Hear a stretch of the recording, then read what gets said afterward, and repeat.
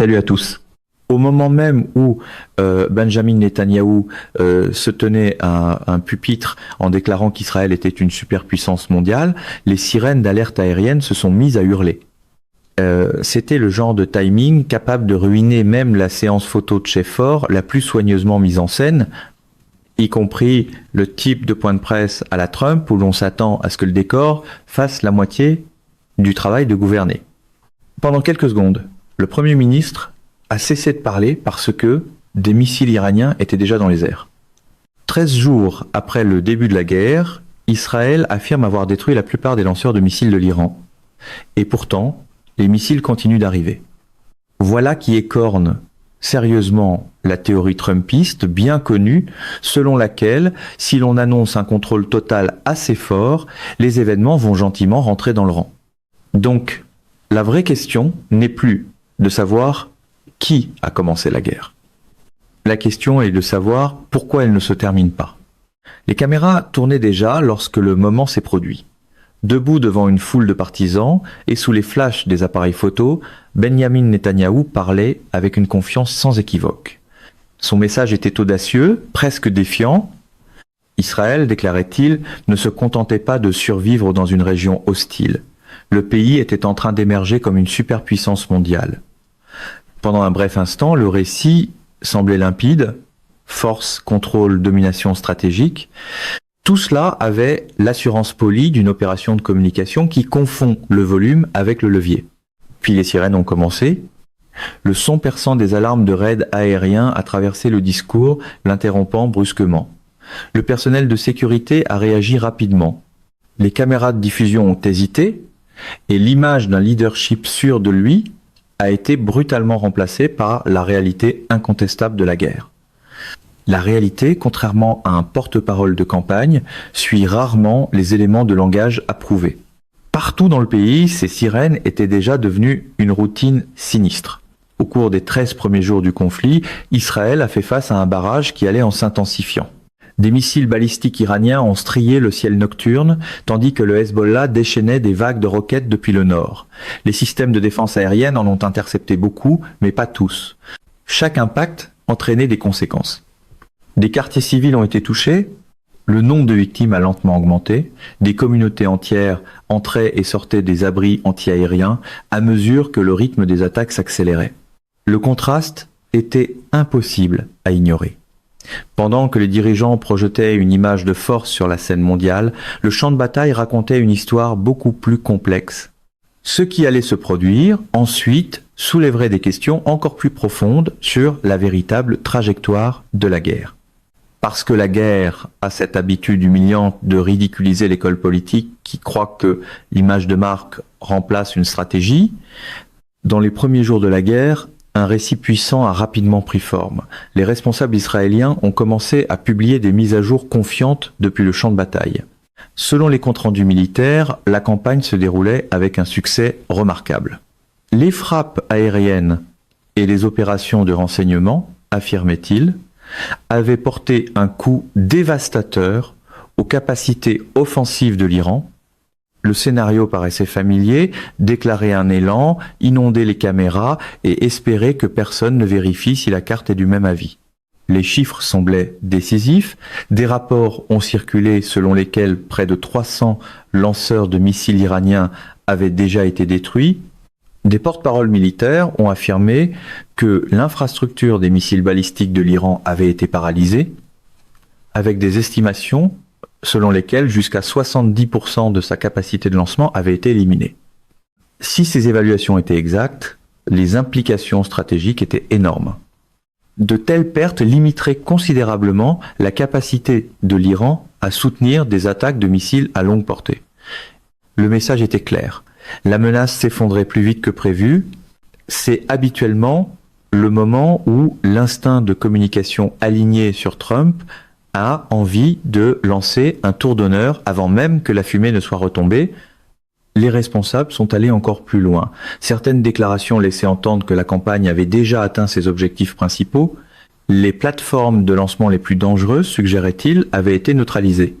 La guerre, selon ce récit, approchait rapidement de sa phase finale. C'était ce type d'énergie prématurée, de mission accomplie, qui est devenu une spécialité de la politique construite autour des phrases qui cherchent les applaudissements. Pour des gouvernements en guerre, contrôler le récit est presque aussi important que contrôler le territoire. Les premières déclarations de succès peuvent façonner le moral du public, rassurer les alliés et projeter de la force aux adversaires qui observent attentivement depuis l'étranger.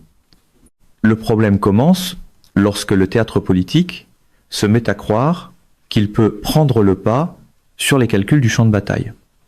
Mais au fil des jours, une question troublante a commencé à émerger.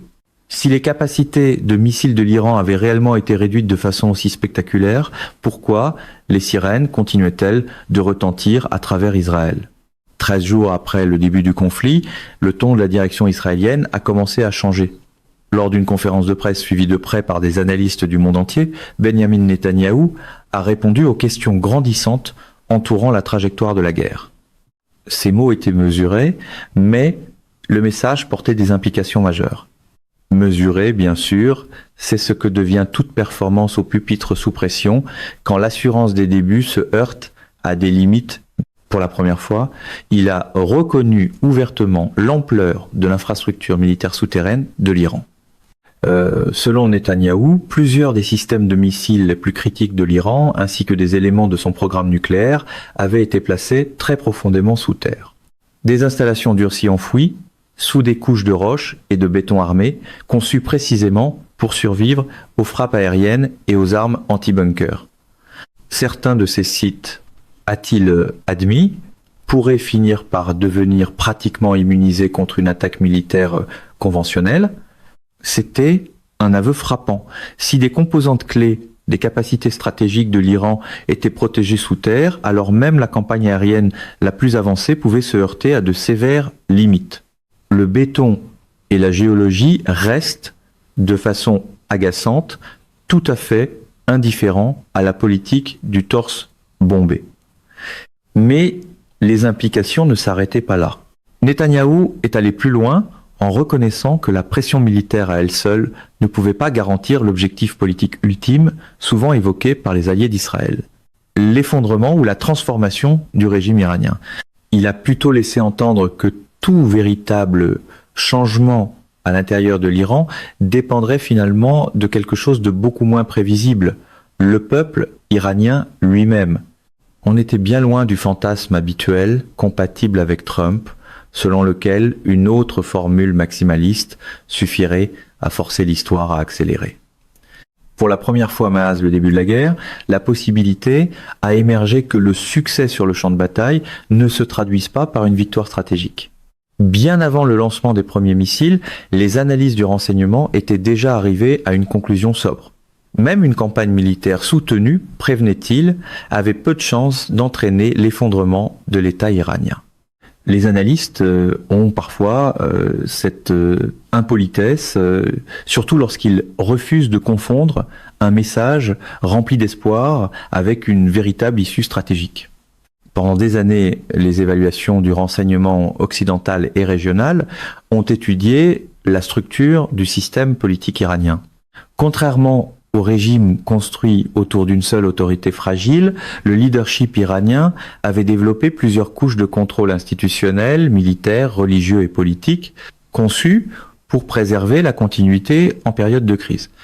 Puis est venu le moment que beaucoup croyaient capable de déclencher l'instabilité, la mort du guide suprême de l'Iran. Pour les observateurs extérieurs, le scénario paraissait explosif.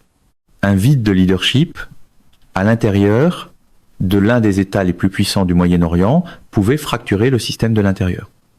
Certains analystes prédisaient des rivalités internes, des troubles masses, voire la possibilité d'un effondrement du régime. Mais ce moment de chaos n'est jamais venu. Au contraire, la transition s'est déroulée avec une rapidité surprenante. En quelques jours, la structure du leadership s'est réorganisée.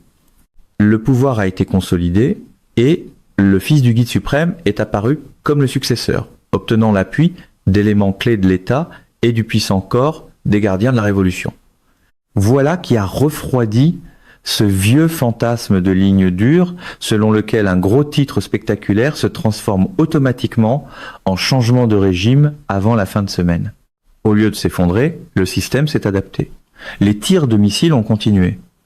Les forces iraniennes ont maintenu leur commandement opérationnel et de nouvelles menaces ont commencé à émerger, notamment des avertissements selon lesquels les routes maritimes mondiales pourraient devenir le prochain champ de bataille. La guerre que beaucoup pensaient déstabiliser l'Iran avait produit un résultat très différent. Le régime tenait toujours debout. L'histoire peut se montrer peu coopérative quand des politiciens la traitent comme une foule de meetings. À mesure que la guerre entrait dans sa deuxième semaine, le champ de bataille a commencé à s'étendre d'une manière que peu avaient anticipée. Un incident en particulier a provoqué une onde de choc à travers Israël. Dans la ville de Bamèche, un missile a frappé près d'une synagogue qui servait d'abri d'urgence. Des familles s'y étaient rassemblées, convaincues que la structure renforcée les protégerait des attaques entrantes, mais cette fois, les défenses ont échoué. Les alertes sont arrivées trop tard, les systèmes d'interception ne se sont pas activés à temps.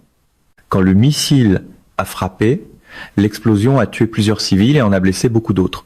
Pour un pays bâti autour de l'un des réseaux de défense civile les plus avancés au monde, cette tragédie a soulevé des questions alarmantes. Aucune machine de communication, aussi agressive soit-elle, ne peut faire disparaître par effet de langage le bruit des sirènes qui arrivent avant les réponses. Alors même qu'Israël gérait les conséquences de cette attaque, une deuxième menace s'intensifie rapidement. De l'autre côté de la frontière nord, le Hezbollah a intensifié sa campagne. Des centaines de roquettes ont été lancées depuis le sud du Liban, visant des villes israéliennes et des installations militaires. Ces attaques ont forcé des milliers d'habitants à se réfugier dans des abris et ont étiré les systèmes de défense antimissiles d'Israël sur plusieurs fronts. La riposte a été rapide. L'aviation israélienne a étendu ses frappes en profondeur sur le territoire libanais, touchant des cibles à Beyrouth et au-delà. Les forces terrestres ont commencé à pousser plus loin dans le sud du Liban, avec pour objectif de démanteler l'infrastructure de lancement du Hezbollah. Ce qui avait commencé comme une confrontation avec l'Iran évoluait désormais vers quelque chose de bien plus dangereux. Israël ne se battait plus sur un seul front. Un champ de bataille régional plus vaste était en train de prendre forme. C'est généralement à ce moment-là que la géopolitique fondée sur les slogans découvre que l'escalade ne lit pas les notes de campagne. Alors que le conflit s'intensifiait à travers le Moyen-Orient, ses conséquences ont commencé à se propager bien au-delà du champ de bataille. L'un des points d'étranglement les plus critiques de l'économie mondiale est soudainement devenu un point de friction de la guerre. Le détroit d'Ormuz, près d'un cinquième de l'approvisionnement mondial en pétrole transite chaque jour par cette étroite bande d'eau. À mesure que les tensions montaient, les forces iraniennes ont commencé à le perturber. Des mines navales ont été signalées dans des voies maritimes clés. Des navires commerciaux ont commencé à être attaqués. Les coûts d'assurance pour les pétroliers ont grimpé presque du jour au lendemain. Les marchés, contrairement aux panels de télévision partisans, tolèrent très mal l'improvisation virile. En quelques jours, le trafic maritime mondial a ralenti de façon spectaculaire. Les marchés de l'énergie ont réagi immédiatement. Les prix du pétrole ont dépassé les $100 le baril, déclenchant l'alarme dans les centres financiers de New York à Tokyo. Les gouvernements se sont empressés de stabiliser les marchés en libérant des approvisionnements d'urgence tirés de leurs réserves stratégiques de pétrole. Mais le choc économique n'était qu'une partie de l'équation. À mesure que la guerre se prolongeait, la pression politique sur la direction israélienne a commencé à croître. Chaque journée qui passait faisait grimper les coûts militaires, économiques et diplomatiques. Les alliés exigeaient des réponses, les marchés exigeaient de la stabilité. Pourtant, les missiles continuaient de voler. Et voilà que réapparaissait cette vieille habitude dans l'orbite de Trump de survendre le contrôle juste avant que les événements ne présentent la facture.